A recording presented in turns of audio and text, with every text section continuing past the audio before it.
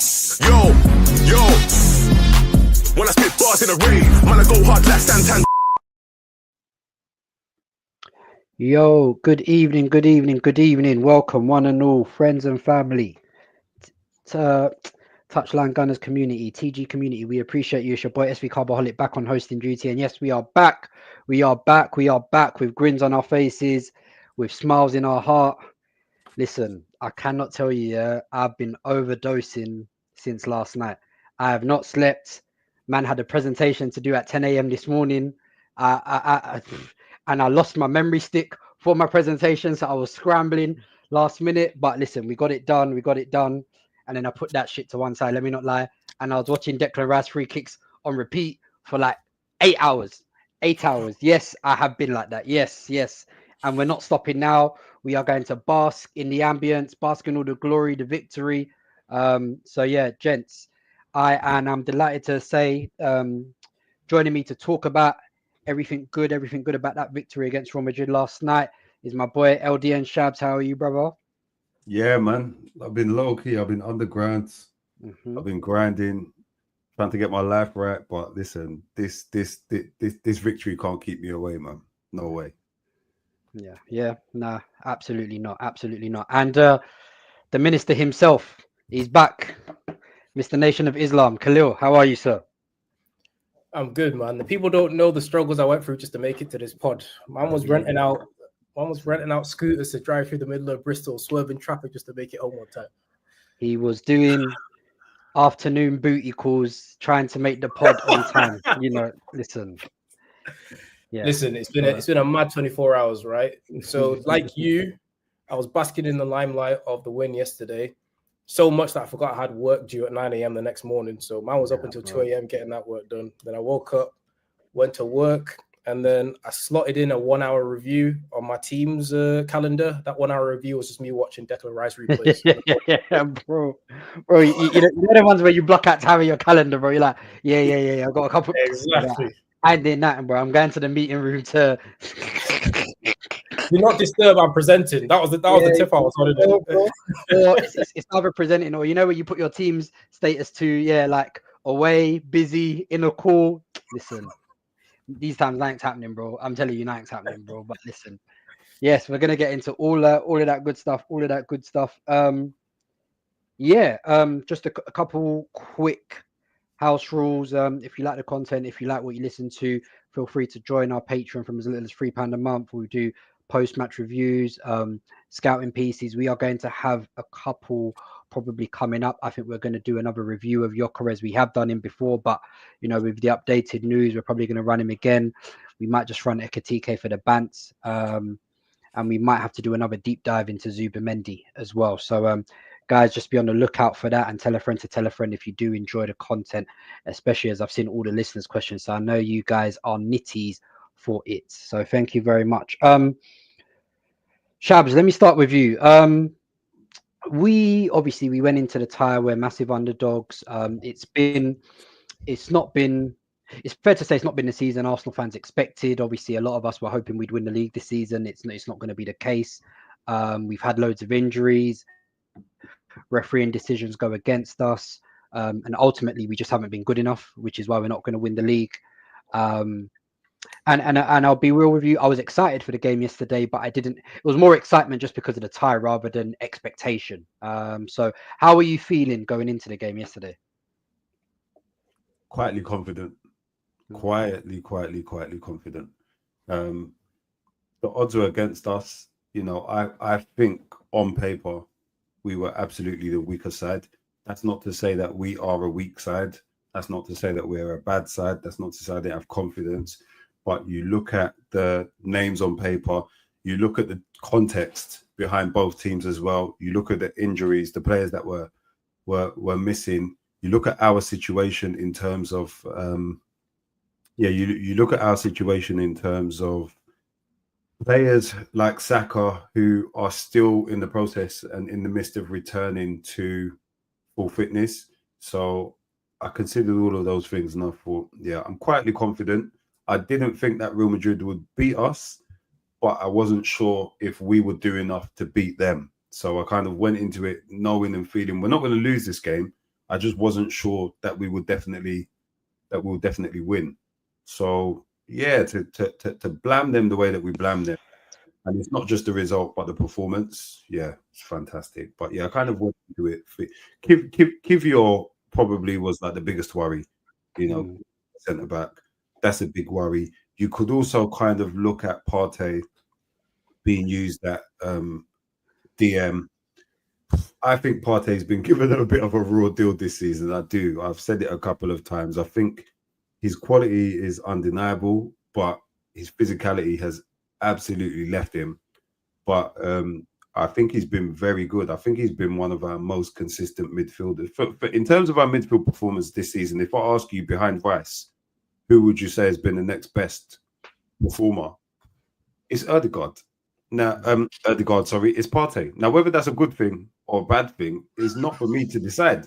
It's not for me to decide. You can make your own opinion of that. But if we're calling it by facts and we want to get into analyzing the performances and any kind of metrics, eye tests, numbers, underlying numbers, packing data, whichever way you want to slice it, after Rice, it's been Partey.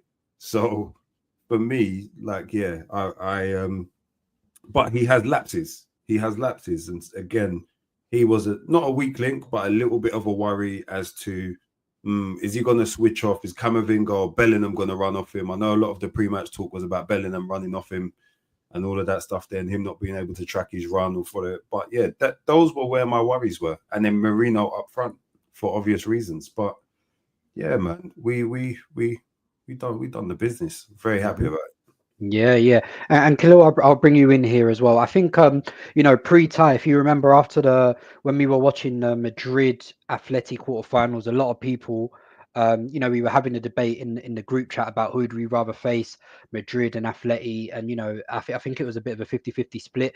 I was more on the side of I'd rather play Real Madrid, not because I don't doubt that they have more quality, that they could blame us, that the individual quality matters, but firstly, I wasn't trying to watch her ramble from two teams over the course of the 2 legs, but I've watched a lot of Real Madrid within the last 2 months, and whilst their quality is undeniable, one thing is for sure: structurally they have issues, right? And I said this pre-game. I think their front three does not track back, and once you can play through that first line, there's gaps. There's loads and loads and loads of gaps, and we saw it right with the fact our wingers got left 1v1, situations we don't often see in the Prem. So I guess, how were you feeling going into the game? Were you confident like Shabs, or was there a bit of trepidation?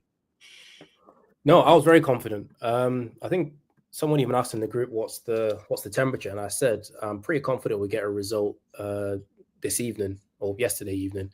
The second leg, a separate issue altogether, but I was definitely confident about yesterday, partly for the reasons you outlined. I actually watched the Madrid game against Valencia on the weekend.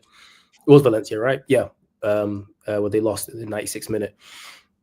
And like you said, it's not really groundbreaking that Madrid structurally aren't the best, but when you've got the best players in the world, they get the rub of the green in terms of being able to create something out of nothing, and that's how they win. And then they win off, psychological strength and all that kind of jazz. But in terms of tactical setups, I was like you with the last leg. I did not want to see Atletico Madrid, and that's not disrespect to Real Madrid. That's just the reality of matchups.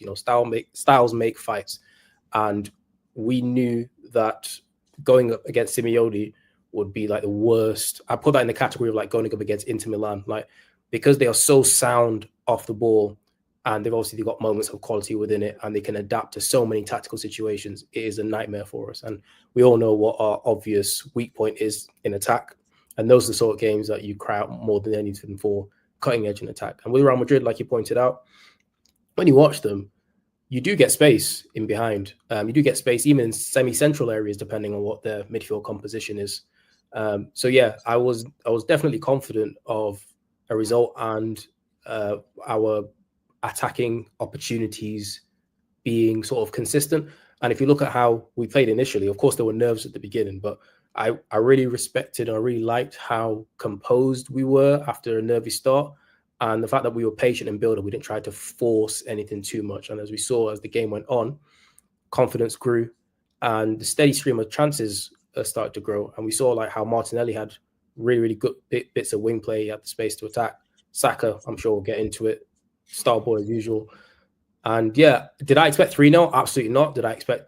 Was I confident of a win? I was confident of a win. And obviously the way that it happened was super sweet. And yeah, just been in dreamland ever since, really. What else can you say? Beating the European champions at home, when you're the clear underdog, doesn't get much better than that.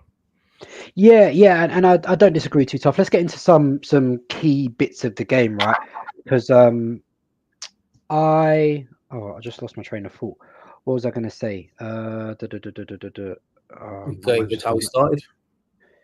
Yeah, you spoke about how we started, right? Yeah, and we were a bit slow. I think that was part instruction, right? Because you've seen since Jesus got injured, Havertz got injured. Those are guys that are very aggressive pressers from the front, and obviously we're using Marino as a 9 at the moment. He's not as athletic. He doesn't have the engine to, a lot of the time we go man-to-man press across the pitch, right? We will squeeze very, very high, and I don't think we can afford to do that as much in case of some of the gaps we leave. So it's kind of like it was a bit of a mid-press to see where Madrid do. So still trying to force them to turn over, but we weren't as aggressive with it and we left them space down the sides, which they did get in once or twice, which is natural, partly due to their quality, right? But I always thought, we often speak about in the league how our wingers always get doubled up on, and I think Real Madrid can be badly hurt down the sides, and we saw it this game as well, right? So let's touch on the wingers as well. I think Martinelli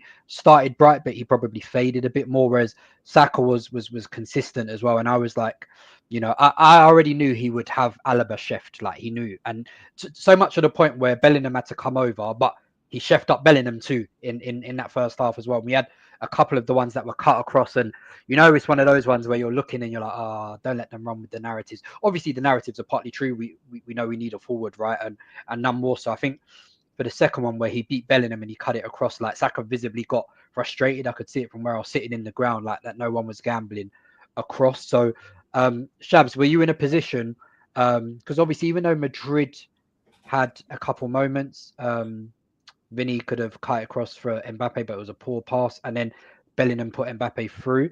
But other than that, that was really it. Really, within that first half, we had the bulk of the game. We had the Saka crosses, which no one gambled for. Then we had the Declan Rice header and the Martinelli rebound after that as well. So, were you a bit worried? Were you thinking it was going to be one of those games? Because you know how big games can go sometimes. You don't have a plethora of chances. Obviously, in this game, we actually did, but usually in big games, you don't have a lot of chances. Were you concerned after the first half that it'd been an encouraging first half, but we hadn't taken the lead? No. Reason being, because me expecting not to lose, me expecting a kind of draw or a win, and I've spoken about this a couple of times as well. I think these games are slim margin games. I don't think they're landslide games and that. So I think as long as we were in the game, I feel like we had a chance. Like games are literally won in moments, and we're talking about the stakes raising late on in these competitions, and actually loads of these ties are like, single score, I'd say single score games, like, one goal differentiators. So Bayern, Inter yesterday, different game, different circumstances, but yeah, we're talking about the top opposition being involved now. So, the cream kind of rises to the top. So I thought we will be okay as long as we're able to keep a clean sheet. I think we were fortunate with those chances. I think Mbappe will look back and be very disappointed with that chance he had where he was clean through, and he took it. And it was just, for me, too comfortable for Raya. And I thought, this is their chance. I worried that if they got more chances like that, my pre-match prediction would be wrong. But they didn't. I think that was the last of the chances really that they had early doors. And I think the rest of it was a shutout. Kivior looked a bit shaky to begin with as well, but I think he kind of grew in confidence as the game went on. So yeah, in terms of where I was considering liabilities defensively, and again, it could go against us as well. So we could have a lapse at the back or anywhere in the moment, or we break down play and they just transition on us, and they get a goal, and then we're in problems. We're chasing the game. But I felt as long as we have a clean sheet, we are pretty much in control of this game. We can go up, we can keep it tight, we can get a goal, and that was what I'd expected. So yeah, man, for me it was fantastic. And then the second goal was the cushion, and the third just was the icing, the cherry on the icing on the cake even. And if you let me just add in a bit, because of the way we were playing, I didn't really go into the halftime break nervous that we hadn't capitalized. I thought we were playing in a really controlled manner. Like if you remember Bayern last year, I did feel more of that because of how sort of topsy-turvy the game state became. If you remember, we went up early, we were all excited. It became a bit of an end-to-end situation. Obviously, Bayern Munich capitalized. But as I said already, we were, early nerves aside, and of course, you're never ever going to shout Madrid entirely. So those transition opportunities they had, charge it to the game. They're not going to go through 90 minutes and not have a chance. If you look at the way we were really patient in our build-up, we were pressing well, and really Madrid couldn't really sustain a lot of dangerous pressure, I would call it. I think a lot of it was sort of them trying things, or their front four and a half trying things and see what comes off. And I generally thought we were quite comfortable. Of course, it's frustrating when you don't convert those opportunities, but I wasn't going into halftime thinking, oh no. And I get it. When you play Madrid, you're not just playing the team, you're playing like the psychological impact almost of, because it's Real Madrid, there's a level of inevitability that comes with it. And if you don't do this right now, then the chance is gone forever. But I generally was quite impressed with how the first half went. Like there are other halves that maybe we've scored more and controlled more, but in terms of what we actually saw on the pitch, I was very encouraged for the second half. And if you saw how we started the second half, again, it was in a controlled manner. We didn't let them have too much territory in our own half. So again, everything was adding up to it being a good performance. And the fact that we were getting joy, via Saka and even Martinelli, I think we almost went away from Martinelli just because of how well Saka was getting against Alaba rather than Martinelli not delivering. I think all of that coming together sort of, it was just evidence of the fact that we were just the better team on the night. So yeah, I didn't really have any nerves going into that first half. Yeah, all right, cool. Fuck all that. Let's get on to the good stuff now. Yeah? Boom. Right. Second half, come, yeah. I don't know what Arteta told them at halftime. It might have been, all right, Mandem, it's time to let the team go. We've been feeling our way into the game, been seeing what Real Madrid are on, and obviously the quality is still inevitable. But my God, you see that second half, yeah, brother, that was belt to ass. Like routinely, they got flogged Madrid. My God, like when it's like the pressure is just being sustained, and these men were like, it got to the point where like Courtois was making the saves. I was like, oh, this brother, bro, someone's got to punch him in his face, bro. Like balls getting cleared off the line. Courtois saves. Courtois is like 7 feet tall, bro. That guy is a freak. He's one alien, which is why what's my midfielder, bad boy, Odumodu Black Declan Rice. You see what he's come up with. Black. I just feel like Declan Rice, you know. Bro. Listen, yeah. I ain't even gonna dog on it. Today's a good day, so we ain't gonna talk about Odegaard. But man telling Rice to cross the ball for the first free kick, my guy, you need to go and sit down, bro. I'm glad. Go and sit down. I'm good. You know that auntie. What's that mean? I better go and sit down. Go and sit down. Yeah, no, because hey, listen. I'm glad Saka got in his ear and was like, my bro, if you're feeling it, take it on, because boy, fam. And you know what's crazy? Yeah. You know what? Sorry, but that's a real I'm the captain now moment. You know that? Yeah. The captain told you, stick it back, stick. Yeah. My man said to you, slap that. It's like Planet of the Apes when Caesar took over for the first time, innit? Once came and stood outside his cage and everyone knew what time we was on. Yeah. I'm not just that chimp anymore. Bro, I'm not that chimp anymore. I'm the alpha, right? And it's crazy, right? Because we have actually been big proponents in the TG group chat. We've been saying for time, we've been seeing what Declan Rice is delivering from corners and from indirect free kicks. We're like, brother, why doesn't this brother take direct free kicks, bro? Like, we have legit been saying that in the TG group chat. I wish we could. I might even do it, like pull up the screenshots of us saying it like months back. We've been saying, I'm like, with the way Declan Rice can strike a ball, his technique. I think it was after the goal he scored away to West Ham last season. I was like, brother, Yeah. this guy legit just needs to take. He's like his ball striking ability is crazy. And listen, I know Uncle Ant has legit been calling him Declan Beckham in the chat for the longest time. And bro, you see the way. Obviously, I know, like, if you want to be ultra critical, maybe Madrid could have had another guy in the wall, but still, the level of execution required that he set the ball at so far wide. I watched it. Yeah. I watched because I was coming back from the game, so I was watching. So I was on Twitter just scrolling everything here. I saw the interview he did with Henry, and Henry was like, "Yeah, you saw like the way to set it out wide, like, and the bend he got on that to bring it back in, to beat someone like I said of Courtois' ability from that distance." Chai. Yeah, lads, speak on it. The floor's yours. That bend was insane. Yo, I mean, let me Pause. clarify. That sounds crazy, by the way. Hey, Hey, yo! My Hey, brother, yo. Ramadan just finished, you know. You're moving crazy like this. this is what I know we're excited, but God damn. Listen, I heard the words like tumbling out, and it was just too quick for me to do reverse. So, yeah. Man, and I'd even specify which goal, because No. But we're talking about the first. We'll get onto the second. Second. It's the first. Okay. Exactly. So, like you said, just seeing how Declan Rice has been taking set pieces for us from corners, it just seemed like the most obvious thing to try. And it's not just because Declan Rice was good at set pieces. It is what our actual set piece taker was doing. Because with all due respect, Ødegaard is not the strongest set piece taker, whether it's from direct free kicks trying to score on goal. The last one we scored famously was 2021 against Burnley. So we have a long history of us not being strong from set pieces, on goal, as opposed to them being corners.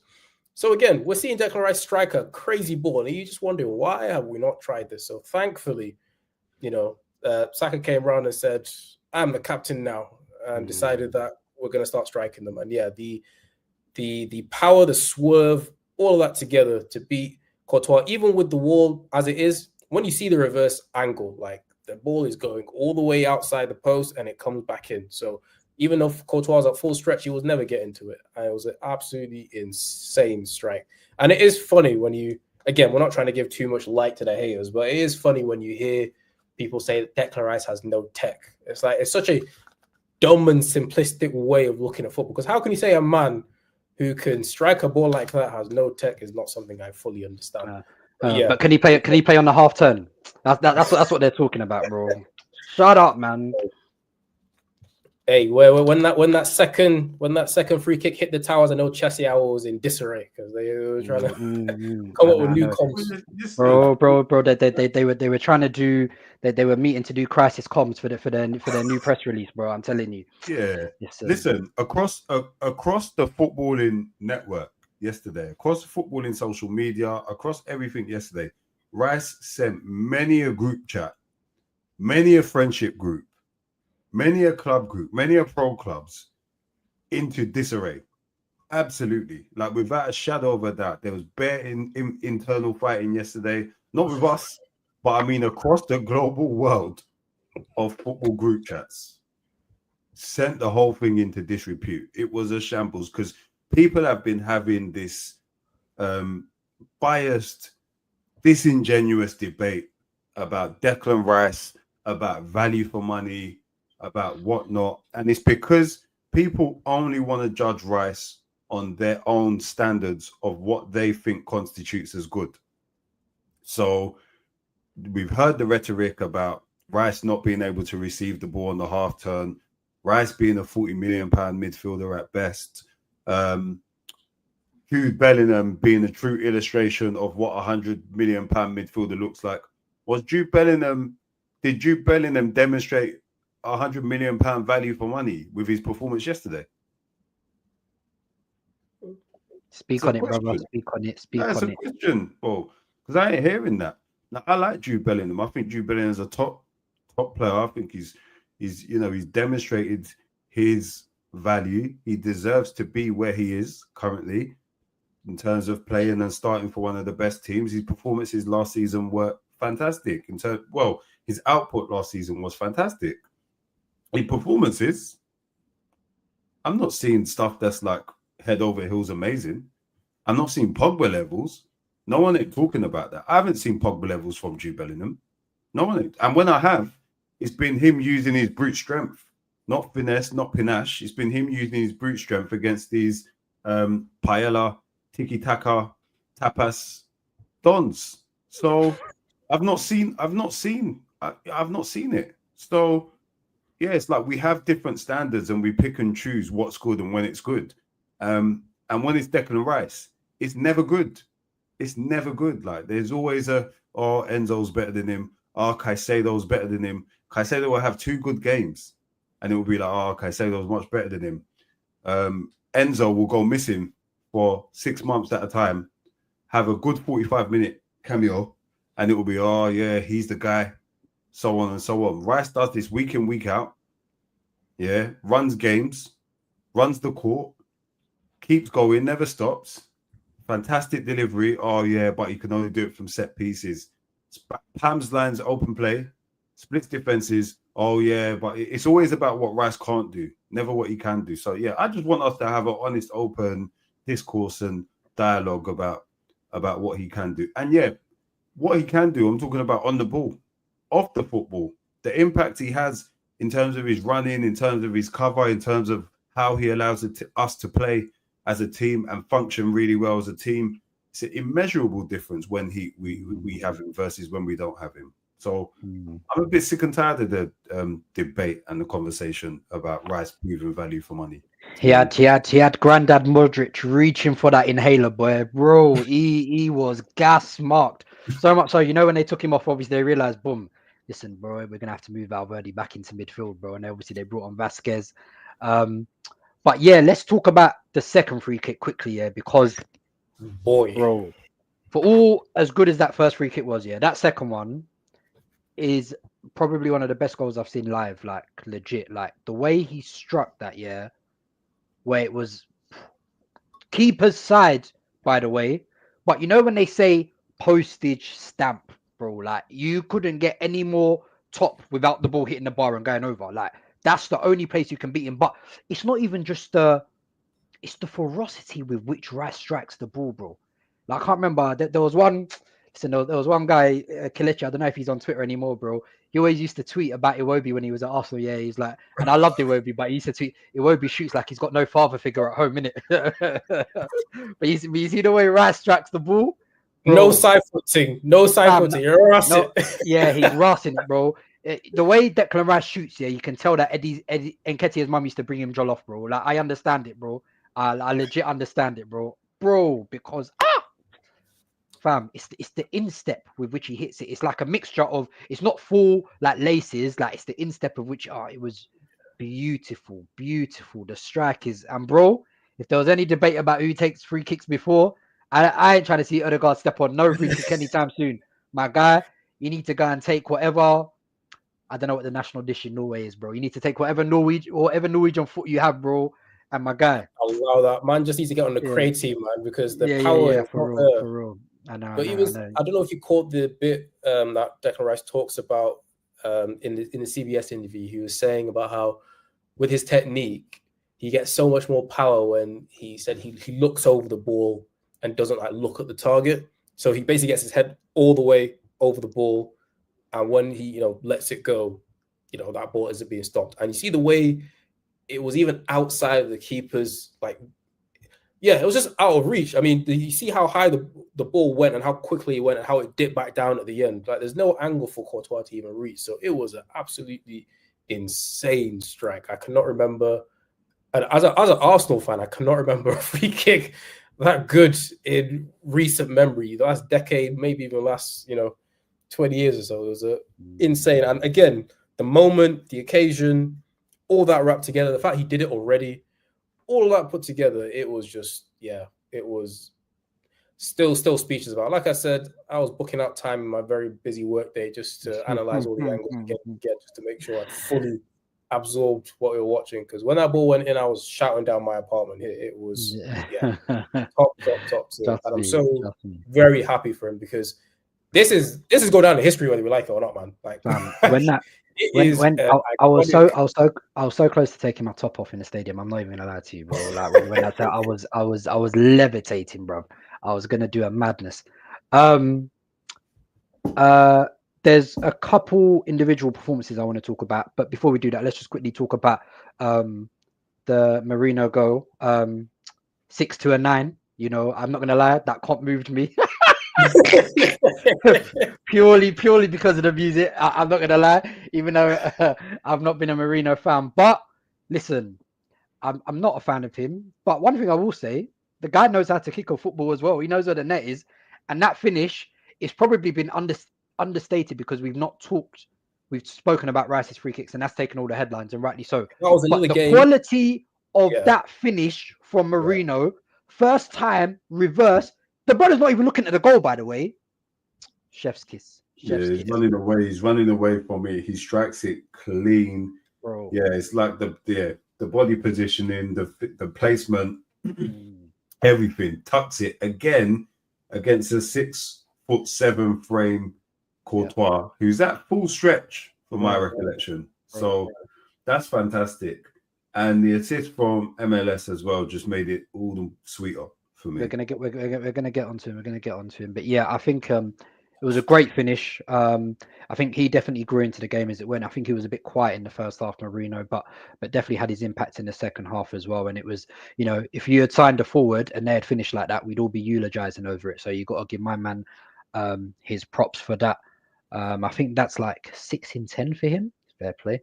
So can you imagine if we sign a striker, what that striker is going to put? I think it's very, after seeing the fact Havertz moved up top, he did numbers. Marino's now playing up top, he's putting the ball in the net. Like legit, like a striker will bang in this system, bro. Like any semi-competent, semi-decent striker with good ball striking should slap in this system. So I'm warming to Gyökeres the more I hear about it. So we'll see on that. Right, let's touch on a couple individual performances. First one I want to talk about is we often talk about our other star boy, Ethan Ranieri. He didn't get off the bench this game.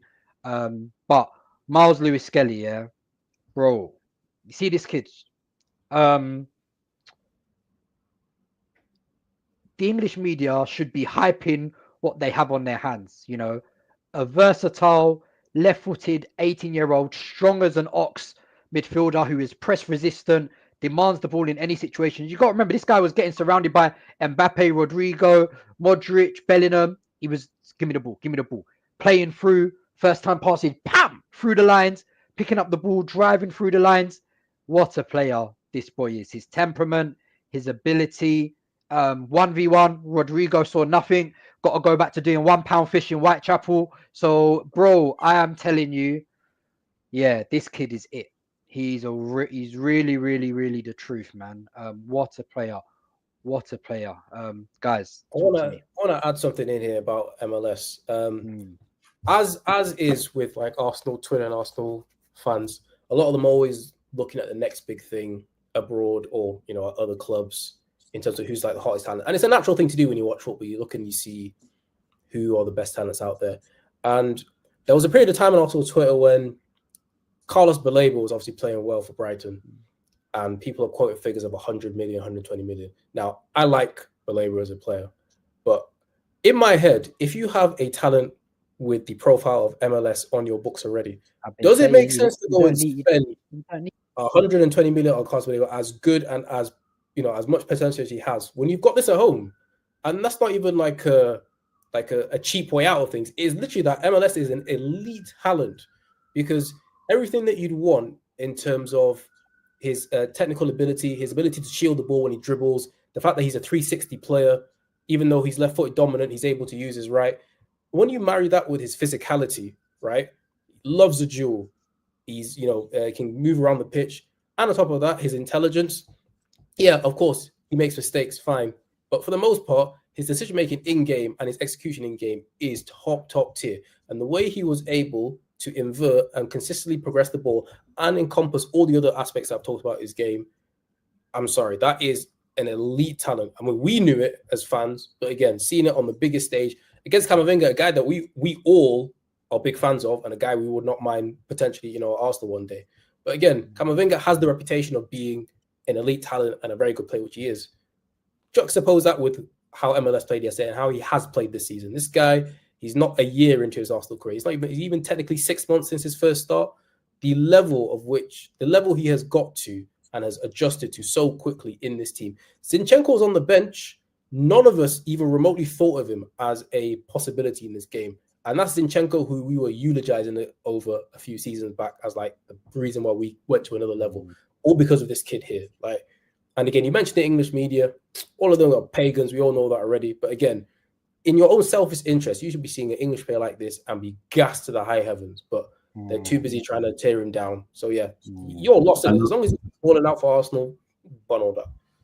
And I think Khalil has said it exactly what I was going to say, to be honest with you. The biggest compliments that we can pay MLS currently are that we're mentioning him in the same breath as Camavinga.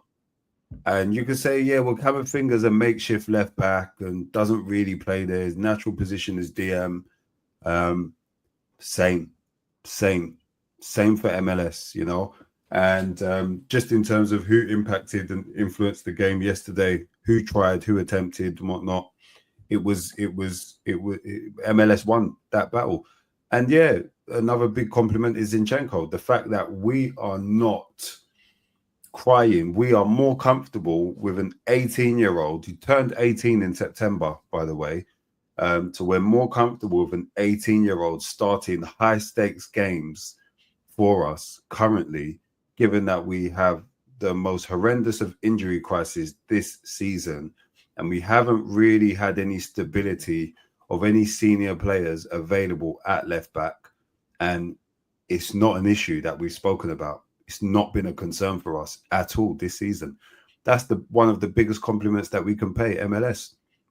The bravery that he plays the game with, and not just yesterday, all games, at all times, irrespective of the stakes, is just, yeah, that's attitude, that's personality, you know. And for me, I love it. He is not first opening minutes of the game yesterday, and he inverts, and he's under pressure, and he just says, give me the ball.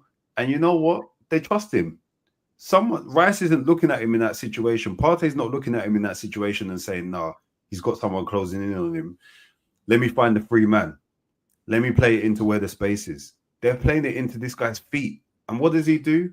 He tries to make a play happen, gets the ball out from, he receives the ball on the back foot, he uses his strength, he gets in front of the ball.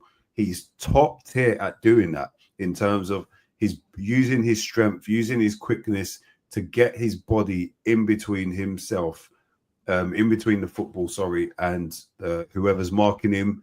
Sometimes it's two players marking him, and he drew the foul. That's it. Simple. And he continued to do it. He not forced plays. He found passes. He tried to force the issue. He tried to put Real Madrid under pressure with the plays that he was making. This is really a playmaker. You know, this is really a playmaker. This is what we're seeing. You know, one that he played in for Rice, I think that was, it was the Martinelli one early doors that was slightly overhit. There was another nice one that he played in for Rice. There was some that he attempted, which he didn't quite get his execution of, but you saw that he saw the pass. And you know, another time he's going to be capable of making the pass. And then to pop up again in their box, very similar to like the Man City game, but instead he brought it on inside on his right foot and took the shot and scored. But very similar position, and we've seen him take up these positions as well in other games as well, other game situations, and we're 2-0 up at that stage. You know, his mentality, his mindset isn't let me sit back, let me protect, his mindset is let me play. I want to play. Let me play the game to my strengths. Let me do what I know how to do. And it's a very simple pass for the assist, but it's an effective one. And he gets the assist, and we're claiming it. Yeah, we're claiming it because this is an 18-year-old black youth from Ends playing for his homegrown club at the Emirates against Real Madrid in the quarterfinal of a bloody Champions League where we slapped them 3-0. We have to sing this loud. We have to sing it louder because of the nonsense that the English media do. Come on, man. Come on. This guy is top tier. He's on the rocket ship going to the moon. Said this bare times. He's on the rocket ship. Yeah, absolutely. Okay, let's go on to some listeners' questions because we have quite a few. So I wanna see if we can take time to go through them and yeah, just give them the attention that they need. Boom, boom, boom, boom, boom. All right.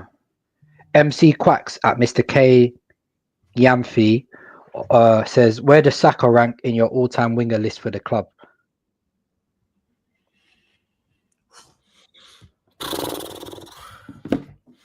In terms of one that I've seen, I was a big fan of Perez. So I'd find, listen, if Saka wins the title, we might have to. You're itching to put him number one. I can see it. Hey, listen, you know what we can do now? Liam Brady, we're very thankful for your contributions to this football club. Bro, Listen, you don't even need to sugarcoat it. I ain't talking about no damn Liam Brady. I didn't see Liam Brady kick ball. And I know he was cold. My dad tells me he was cold. My dad said when he played for Arsenal, then he went to Italy, he was cold. But my guy, I can only speak on what I've watched in it. So, and they be calling me Unk, and I didn't get to watch no damn Liam Brady. Listen, we appreciate the scouting, but you're gonna have to give up second place. Khalil, you're taking the piss, bro. Just name the position, bro. Man, Liam Brady. Right. Listen, I already mentioned Perez. I was a huge fan of, and in terms of like players that I love, I probably have Saka number 2 behind Henry, which is like how high we're talking wingers. Yeah, wingers. So that would default put him at number 1, wouldn't it? But again, I give deference to Perez to just how good he was. I said, let him win the title. Put him at number 1, man. Because again, it's the Hail M factor. This guy was leading us in the mud, and he's now leading us when we're damn near, competing for the league and competing for the Champions League. It's very rare that we get stories like this. So, yeah, man. I put him at number 2 for now. I can't lie to you. I'm the same. Perez for me is the best. Perez is the best winger that I believe that we've had at the club in my time that I have watched and seen. Perez was cold, like absolutely cold, and it's like not just the teams he played in. His contributions to those, his contributions to some of the greatest times, to the greatest period as well in terms of goals and assists. He was just, what Perez was doing was a madness, and his performance level was generally very, very high. And he done that off the back of a bum knee, really, for the majority of his Arsenal career. So, he had to adapt his game a lot, but he was unreal and perfect foil for Henry, to be fair. So, but Saka, no, after that, no one comes close to Saka. And for me, Saka's closing in on Perez. I'll be real with you, because what Saka is doing week in, week out again is just unreal. You can see the difference it makes when he's playing for us. Like, it's his team. It's his team. It's also an interesting one, right? Because if we're trying to go into more detail, like historically, we've not really been like a winger club. We tended to have a lot of playmakers that played wide. Even some people would class Perez as a playmaker that played wide, but obviously it falls under this default. I think someone like Overmars, if he had stayed longer, might have been in a bigger conversation. He was very, very good for Arsenal in the short period he was there. I guess Alexis Sanchez fits into that mold, but a lot of people didn't really like him as well. So I'm not going to disagree with what you man have said. I will obviously give an honourable shout out to Rocky Rollcastle. Watch the clips, legend of the game, legend of Arsenal. So did you watch him, bro? Hey, no, he said he watched the video clip. Bro, man's talking about I'm giving deference to the legends that come forth. I'm trying to do my respectful thing in it. I'm not trying to talk too greasy, but yeah. Fair. Okay. Source Castillo asks, where does Rice's second free kick rank in terms of best goals of the Emirates era?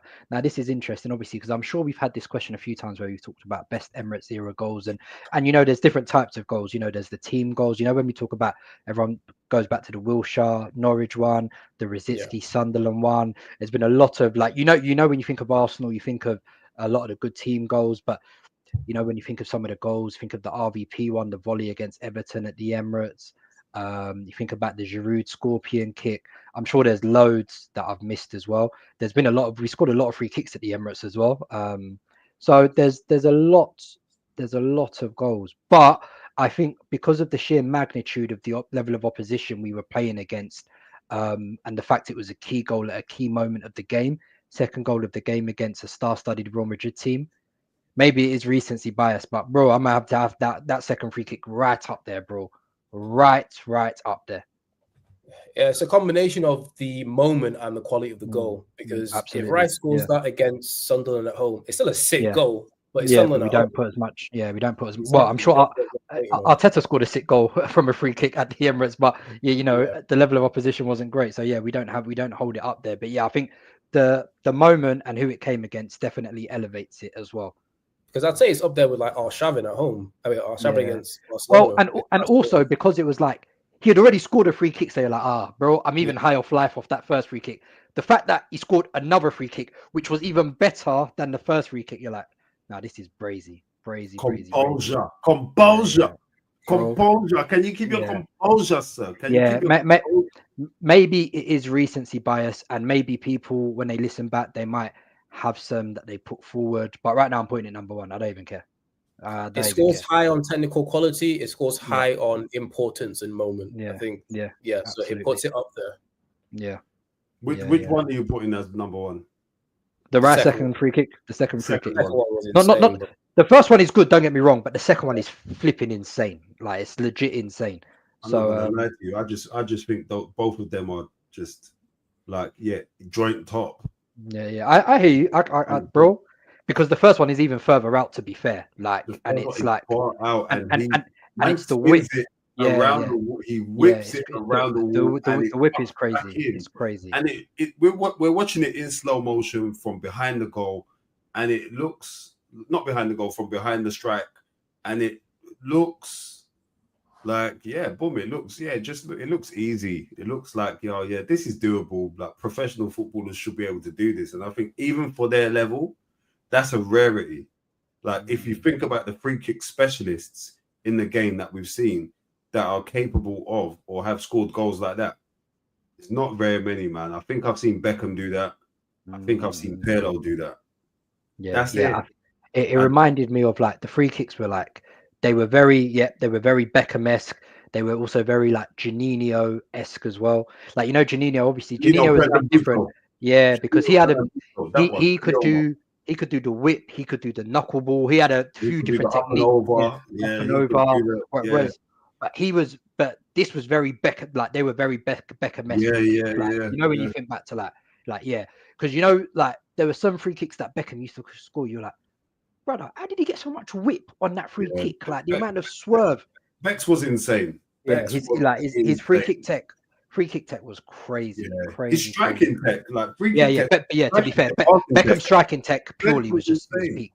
And I didn't really. It's obviously man was Beckham growing up at the time. Beckham was the man, but Beckham had that reputation just because of his free kicks. Really, at the time, people dismissed Beckham's greatness for he's just sick at free kicks. When you watch that David Beckham documentary, bro, I watched it, bro. It was very see good, what Beckham was actually doing and the timing and delivery. He was like, well, just the like how they big up Trent for like his ability to pinpoint. Like Bex was putting it on a sixpence from anywhere on the pitch. I remember there was one goal for Real Madrid. Like he was like on the halfway line. Yeah, he's just put the ball onto like Zidane's foot.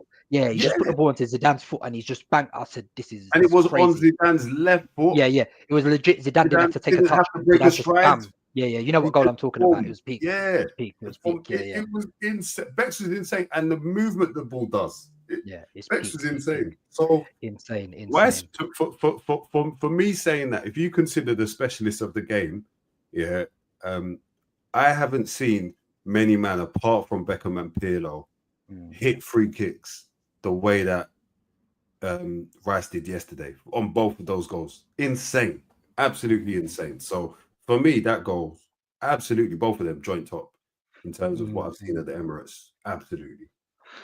Absolutely. Okay. Joey Sants UK says, "What's your preferred path to the Champions League final?" So interesting. Before the pod, we were having a similar discussion in the group chat. The talk about how styles make fights. How I think, I'll give my 2 pence on this, and you guys can chime in as well, right? So for a lot of the issues we've complained about Arsenal this season is, we've struggled with mid and low blocks, to be ruthlessly efficient, to create maybe a volume. But one thing which we probably never give Arteta credit enough for is our record in big games over the last 3 years. I don't think, right, isn't it? We haven't lost to a big six team in the league for 3 years or something. So something along those lines anyway. So our setup definitely seems better suited to the bigger games, I think, which was why, a lot of us said we preferred Real Madrid to Atleti, right? And I think for that logic, even though PSG are better than Villa, I think I would prefer to play PSG over Villa, despite the fact that PSG have more quality. I don't, Shabs, I get a bit nervous with the all English ties, for example. I don't know if I don't really like them. And, with the all English ties or all country ties, you're the teams know you inside out. They know you inside out. Emery knows Arsenal inside out. That Emery mid block, I'm not gonna like. He knows, us inside out. Whereas I think with PSG, even though they have more quality, I think they're more likely to open up against them, and we've got the ability to pick them off and transition on them, similar to how we did against Madrid as well. So how do you see the path to the Champions League final for you? Obviously, if you get to the semis, is it PSG or Villa for you that you'd like to play? I probably would prefer to play PSG. Yeah, the team that I didn't want to buck is Inter Milan, and I know we played them in the group stages or whatever. I just don't want to buck Inter Milan. Yeah. Inter horrible team. We don't want to play them. That's horrible. Like, what you need to understand, and I would feel different about it if we had more versatile options at striker. However, currently, just the level of organization that we're going to have to come up against to break that down, I don't want to see them. And if I do see them, I only want to see them in a one-off game. I don't want to do 2 legs home and away against Inter Milan. This is just facts. And people have been sleeping on Inter Milan as well for a couple of years. Maybe Italy doesn't have the panache that it once did, but Inter Milan, finalists, and did they win? What did they win? Did they win something in Europe recently? No, they got to the final against Man City. Against City, innit? Yeah. They have won. They won when Mourinho was manager. I think that was 2010. Oh, that was years ago. That was 2010. Sorry, yeah. I'm thinking they've had a few league title wins. Yeah. Right? They're on the resurgence, and there's respect in it in terms of what's happening over there in the coaching and the setup. So Inzaghi's a good manager. He's a good manager. Strong practitioner. That's it. They're very organized. They're not going to be doing shambles. That's not what they're going to be doing. So finding a way through that across 2 legs, and the fact that we bucked them during the group stage, didn't we? Yeah, Inter we lost. We lost 1-0 to them, and that wasn't pretty. It was a bad game anyway. Not a lot happened in that game.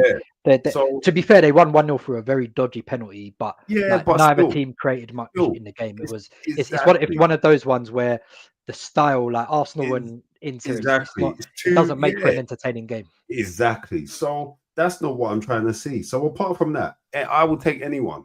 I would prefer PSG. It gives me confidence, the fact that we have played PSG already this season in the league. We beat them. We were discussing this earlier. I do caveat it with the fact that it's not the same PSG. I think they've upped levels a little piece. I think they've upped levels. The addition of Kvaratskhelia, me and Seun have been, and Olo. Let me not forget Olo, because he took exception earlier. You're gonna get upset. We've been rating Kvaratskhelia for as long, pretty much as soon as he broke into Napoli. That first preseason when he signed, I'd watched him 1-2 games. I said, "Wow, who's this you?" And then he started the league on fire. And out of TG, I knew probably the only man that's seen this guy show. I was like, "Seun, have you seen this?" I was like, "Who's seen this guy?" Seun said, "Yeah, but I've watched him. He's crazy." I said, "Yep." And we've been on him ever since. But he's cold. Dembele, I think, is in the form of his career. I think their midfield is still like, I've got all the time in the world for Vitinha. I think he's cold. Fabian Ruiz, I think he's cold.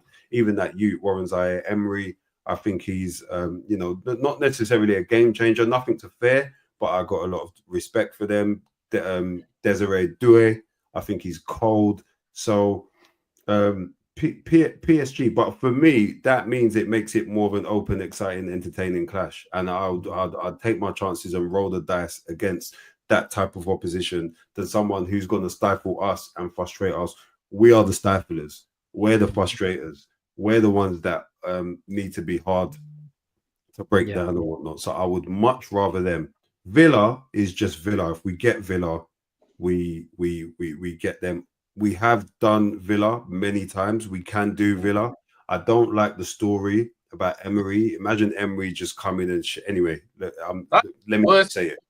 Earth, bro. That is like the end of the world for me. But they've just conceded a third, so it could be. I saw. So it could. Nuno Mendes scored. So it looks like Villa are getting blamed anyway. So unless they can turn it around at Villa Park. Again, which might be possible, but I don't think so. I think it's if it's out of them two, it's looking like it will be PSG anyway. But I don't mind. And if Bayern find some way of pulling through, I'd rather go up against Bayern. Arteta versus company. I respect the quality of player that Bayern has or whatever. I think it will be interesting because we played them last season, all of that. But I'd rather go up against Bayern. Musiala, Kane, and all. I'd rather go up against them because again, the styles, I think it favours more of a chance with them over two legs. But Inter, I don't want to see. Yeah, no, totally agree. Already said I do not like the Inter matchup. They're very well coached team, and like I said already, their ability to adapt to game states and systems as well. So good. Sound like Pep there, but really, really good. I'm not Bayern, I'd be happy to see. Obviously, relatively speaking, so all these teams are good, so it's not like the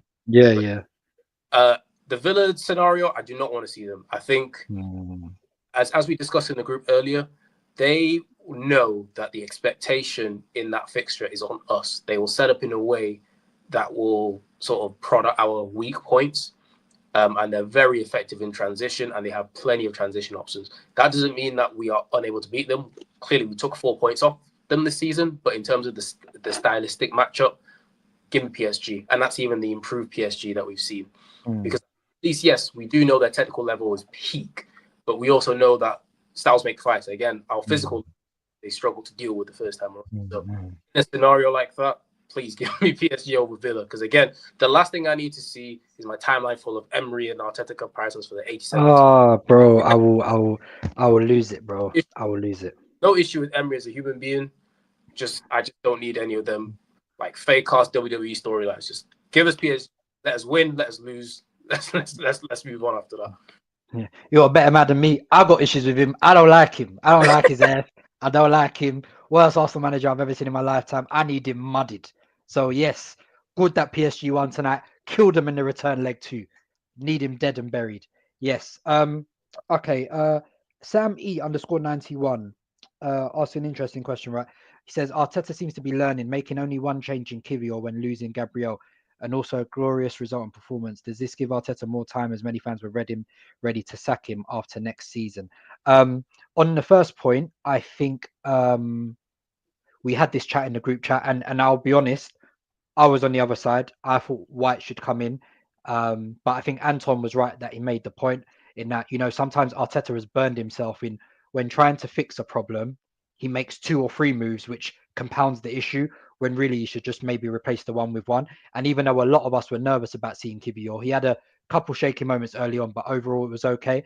And I think it was probably the right move to make in hindsight, because it, to the point Anton made, it doesn't upset the balance of the defense too tough. Do you get me? So you kept 3 out of 4 of the defense, and you just replaced 1-for-1. Whereas obviously, if you had brought Ben White in one, you had the issue of Ben White's barely played in the last 4 months after knee surgery, so he's not fully fit. You then move Saliba to left centre back. He's not as good left centre back. White shifts across, and it's a bit too much. Maybe it's a bit too much upheaval. So I think that was the right move there. And just on the second point with Arteta, I think a lot's going to be categorized by what we do in the transfer market this summer. I do think it's going to be a massive summer. I do think we're going to do a lot of business in the summer. So, I think next season will be make or break for him in terms of a lot of ways. Well, that said, listen, if we win the Champions League, everything I've said now is bullshit, bro. So ignore everything I've said. If we win the Champions League, nothing I said matters going forwards, because I'm going to live high off life of that. I've been waiting 3+ decades for a Champions League, bro. If we win the Champions League, brother, you're going to have to build my man a statue outside the stadium, bro, because, boy, listen, he would have shut everybody up. Yeah, any critique is no longer valid. Valid. I'm going to move like Thanos. I'm going to find myself a farm. Finally, I rest. Yeah, trust me. Glory universe, because life has peaked. Just put that one stone in, bro. I'm good, I'm good. Like I'm legit very good. So give me that one Champions League title, I can sit easy, bro. Do you know how much I would drink off that Champions League title for like the next decade, bro? I'm good, I will. The amount of propaganda I will run for Saka for the next decade. Even if it didn't true, Saka didn't score anything. Listen, Saka was instrumental from the start to the finish. I will run the propaganda, bro. Listen, I'll be talking shit to no one will be able to chat to me. No one will be able to speak to me about nothing. You see what? Yeah. Anyway, let me not even make it about them. No one will be able to chat nothing to me. We win the Champions League. Hey, that's it. It's over for everyone. But again, just to add to the answer about your question, I think you're 100% correct. And also, we have to think here. This is a result and a consequence of Arteta choosing the players. Like we always say, he's made the sandwich. We criticize him when it doesn't go right for us. When it goes right for us, we have to credit him as well and acknowledge and say, yeah, boom, you signed Kivior. You've given Kivior a lot of exposure to opportunities. You've seen what Kivior does, good, bad, and indifferent. He is who you have as your understudy. So, yeah, when Gabby's out, he has to play. Or you have to get rid of him and bring in someone who you do trust to play to be able to do a job. I don't believe, especially at this phase of where we are as a club, I don't believe in having a player just to have, but just in case. Like, nah, we need to have players who can contribute to the squad, and that's what it's about. Even if we go back to the Invincible seasons and whatnot, it was Vieira and Gilberto.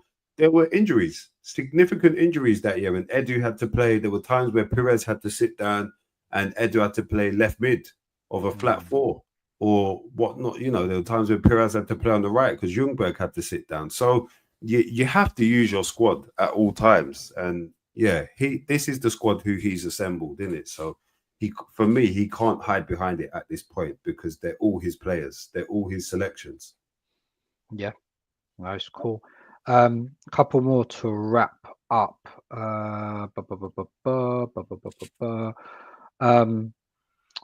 Right, we'll indulge this one because you people love the transfer questions. So twofold question. JK_Muku says, I'll give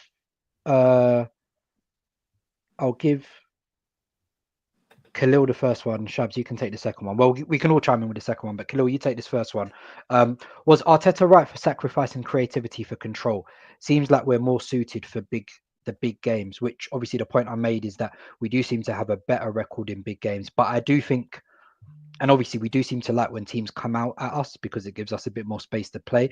That doesn't mean that we still can't improve, when we play mid-low blocks, and that is partly maybe the manager tweaking things one or two. We're not saying he needs to dismantle structure, which is, obviously had us challenging, but maybe tweak things one or two and recruit well, I guess.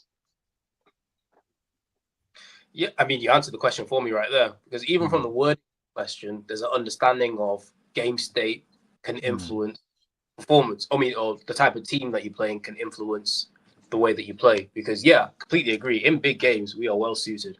I know a lot of this historically is centered around, for example, Declan Rice in the version of the 8 role that he plays. In games like yesterday, it works great because Madrid aren't coming to cower and do low block. They're going to leave space open. Their mentality is to win. Rice is able to carry the ball because there's more space, etc., etc. And if you widen that to the the wider team, we've got athletes in every position, tactically turned on. So in these bigger games, we generally play quite well. Even you can see our Big Six record, we've been unbeaten for like 2 seasons now, something like that. So yeah, in the big games, the level of control makes sense. Where we obviously, disagree is the 80% of other games that we play against teams that are technically lesser than us, quality lesser than us, but still find ways to stifle us. And I think that is still to be unlocked because in those sort of games, and if I'm going to center on Rice in particular, he ends up becoming like more restricted into the zones because we're playing against low block, and his positions are more. He's more so restricted as a result of the teams that we're playing. So yeah, there is, I think, balance to be fine-tuned. Doesn't mean that the entire system should be thrown out. It's more about adjustments, and is some of that player quality, yes, but I think I said already, we signed Gyökeres. He scores a bunch of goals. I fully expect that to happen, but I don't necessarily think that in itself will solve some of the issues that we've had at times our ability to create consistently good chances in certain games and our ability to finish in that regard. So yeah, it is driven a lot by game state. Champions League performances have been really good this season. We rise to the occasion. We've shown us to be like mentally strong in that aspect. So yeah, it's contextual. But again, Arteta does most things right. It's just the few bits, and the few bits are what have kept us from winning leagues and Champions League. So although they are bits, they are those key bits that we just need to get right, or the club needs to get right. And I think we're on a path to getting that right. Yeah, absolutely. And Shab's second part of the question, but we'll all chime in after you. 250 million in the summer. Who are you buying with that 250 mil? Nico Williams. How much? 51 mil, man. 51 million release clause. I think it might even be 51 million euros. So that's 200 million left to play with. Okay. Yeah. I'm signing that Juan Garcia goalkeeper. But oh, brother, this guy stinks. Sorry. I'm signing him, but he's low on my list of priorities, and I'm only signing him if I can get him for within the region of 20 mil. I'd even say 30 mil if I could get away with giving you 10 mil this year, 10 mil, 5 mil up front, and then like pay the rest in installments. Something mad like that. I'd do that. Hato, because as much as I'm not in favor of signing more defenders and centre backs, we absolutely need more players in that department. Like, it's just a catastrophe. I'm expecting Zinchenko to go. Tomiyasu, I don't know if we'll sell him, but yeah, like he's gonna stay. We can't get rid of him. This guy, afraid that brothers gets fit. Yeah, this guy is so cooked. Tierney is gone, and as much as I like Calafiori, I don't think that brother can stay fit for any stretch of games. I think he's basically the new Tommy. So yeah, we need cover. So I'd rather get someone of top quality who can cover in a range of positions as well. If we sign, so I'd sign Hato again. I think 30 mil. So that's 40 mil down. Gyökeres, probably. I'd take one of Gyökeres or Ekitike. I think Gyökeres is just more ready for now, for what we need now. So I'd sign him. I'm not sure what's the quoted price? What's the going fee? I think they said 70 million euros actually, which is reasonable. In euros. So that's 60 mil pounds. So yeah, that's a bit steep, but fair enough. That's fair enough. So what am I down currently? I'm down like 100 So you said 60. Say 60. 70, 30. I'm down 160. Okay, so you still got another. Yeah, I've got 90 mil. 90 mil left. Yeah, am I right? Yeah, I've got 90 mil to spend on the CM basically. So this is tough. I need someone who could play 6 and 8.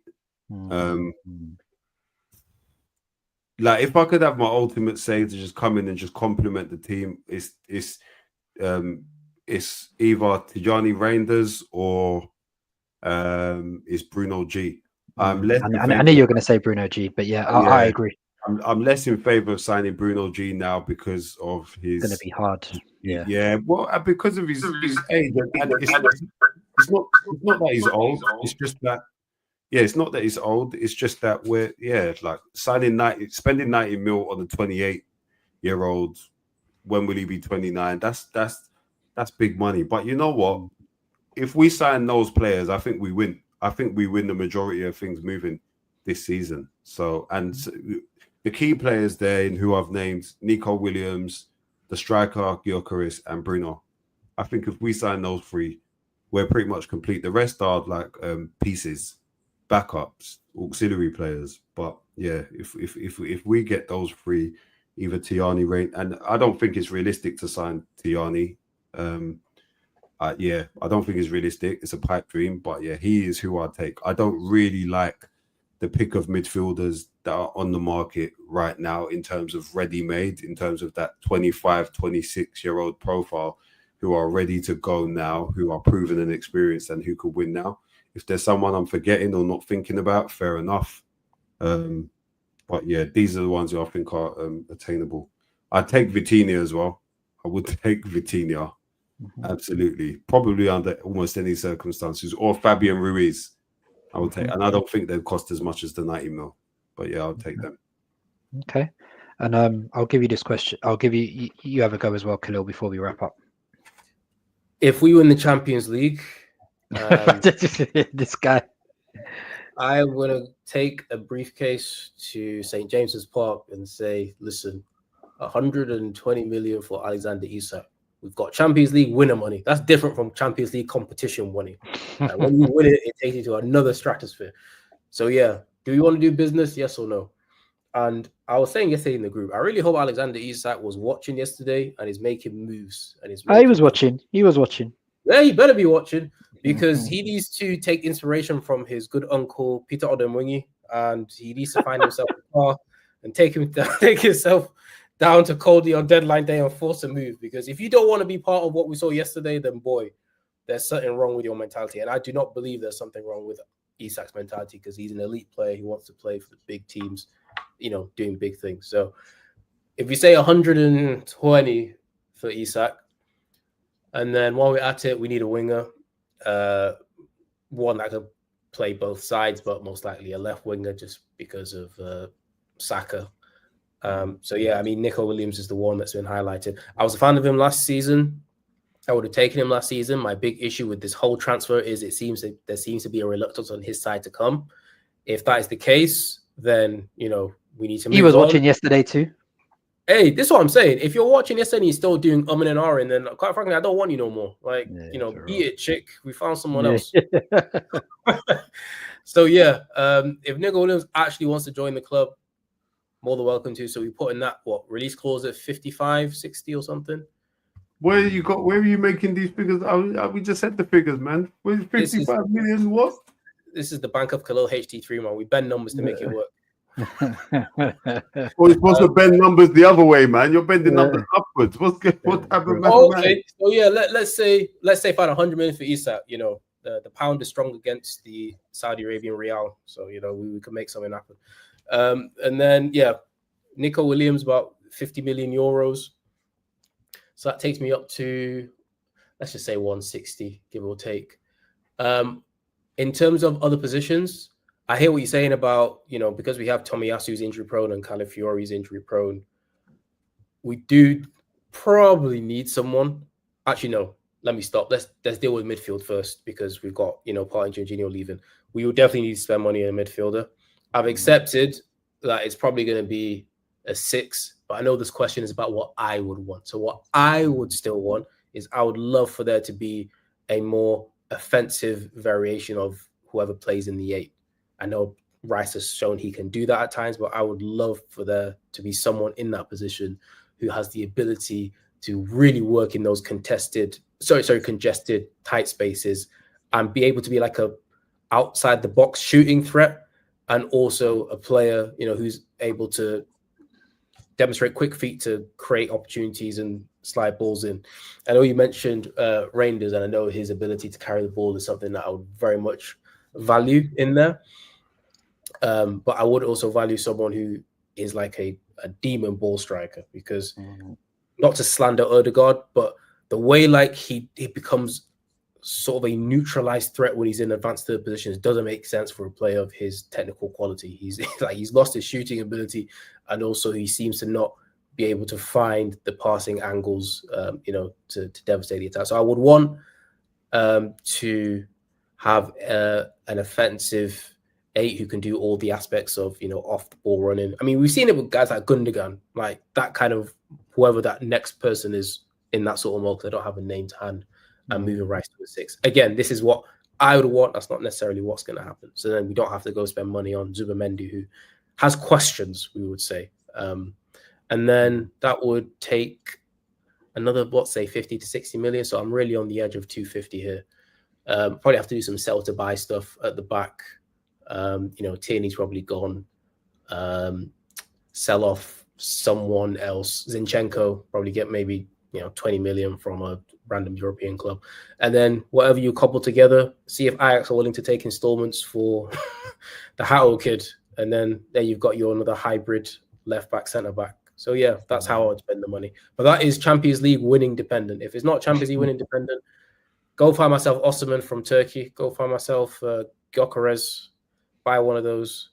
Buy a winger. Probably buy even a second midfielder to go with the with the 8 description. But yeah, big summer. Berta, I saw you cheesing at full time. You better come correct, because I do not want to be there in August lamenting or attacking. Did you see the caption where it was like, but I slapped Arteta's back? He was like, the amount of times he suffered at Atleti. He said he was about to give Arteta the duffel bag, bro. Bro, the slap on Arteta's back killed me. That brother was so happy, bro. Well, he's witnessed 12 or how many years? 12 or 15. Bro, the amount of times that Atletico have suffered at the hands of Madrid. They've Blamage. lost 2 Champions League finals to Real Madrid. They have suffered, bro. They have. He joins first time. Yeah. Quick slap. He said, "Yeah." He said, "I've arrived, bro." He said, "I just got here and look." Yeah. Yeah. He said, "Boom." He said, "Boom." Boom. He said, "Arteta, say less. We're about to get to work, bro." But yeah, guys, let's end it there. Listeners, thank you very much for tuning in. Mandem, thank you very much for joining us. We play Brentford on Saturday, and I'm gonna be totally honest with you.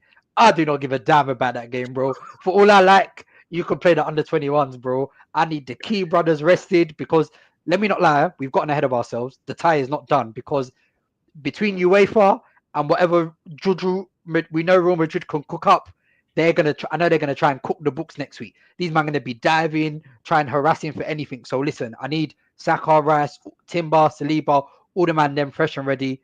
Do you man agree with me? I don't give a damn about Brentford, bro. You play whoever you want at the weekend. Like, nobody gives a damn about that game. The league is over, man. The league is done. We're gonna finish second. Nobody cares. So whatever in it. So lads, sorry, I could have touched on the Brentford game, but I'll be totally honest with you. Nobody gives a crap, bro. So yeah, listen. We'll probably do, depending on what happens, we'll probably do a post-match review anyway. But yeah, listeners, we'll be back. Come on, Arsenal, hopefully, and next week Wednesday. So the second leg is next week Wednesday. So yeah, so we'll have a pod straight after that. So hopefully I'm celebrating. But yeah, guys, we'll catch you on the flip side. Peace. Yo, when I spit bars in a rave, man, I go hard like Santan.